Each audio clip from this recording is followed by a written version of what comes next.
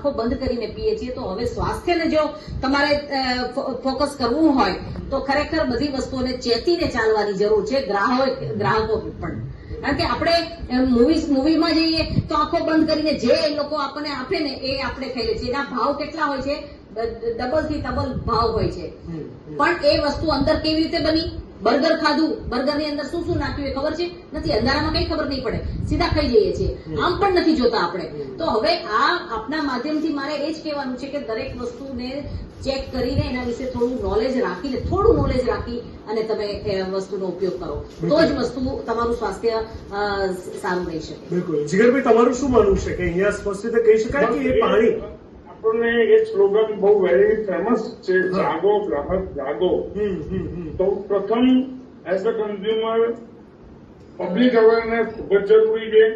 As a manufacture ઇન્ડસ્ટ્રીઝે આ બાબતે જે પ્રોપર કામ કરી રહ્યા છે એમણે પહેલાથી જ બધા લાયસન્સ લઈને નીતિ નિયમો પ્રમાણે કામ કરી રહ્યા છે.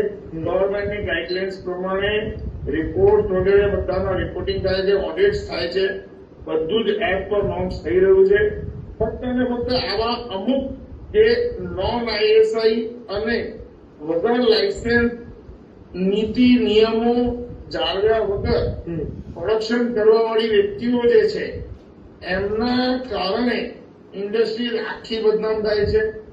એટલે હું તંત્રને અને જે તે ડિપાર્ટમેન્ટને એ જ અર્જ છે મારી કે નિયમો પ્રમાણે કામ થાય એ જો, અને જે નીતિ નિયમોનો ભંગ કરી રહ્યા છે એને યોગ્ય કાર્યવાહી કરો કે જેથી કરીને આ બધી બાબતે પબ્લિકને વેઠવું ન પડે, પબ્લિકને અનહાઇજીન ફૂડ ન મળે, પબ્લિકને વેગી કોઈ પૈસા આપીને વસ્તુ લે છે, પ્રોડક્ટ લે છે, એ વેલ્યુ ફોર મની મળવી જ જોઈએ. એ હું દ્રઢપણે માનું છું. બિલકુલ બિલકુલ. અને તેજસ્વી, તમારું શું માનવું છે કે જે લોકો હવે આટલું કોન્શિયસ નથી રહી શકતા, જેની તમે મીનાબેનને પૂછ્યું, શું એ લોકો